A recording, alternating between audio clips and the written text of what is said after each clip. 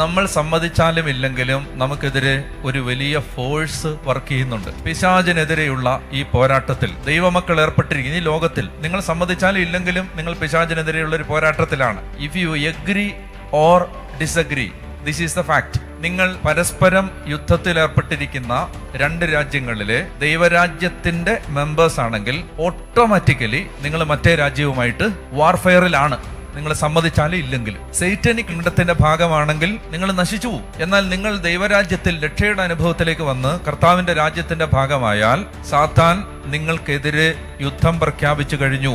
അപ്പൊ ആ സാത്താൻ നമുക്കെതിരെ പ്രവർത്തിച്ചുകൊണ്ടിരിക്കും.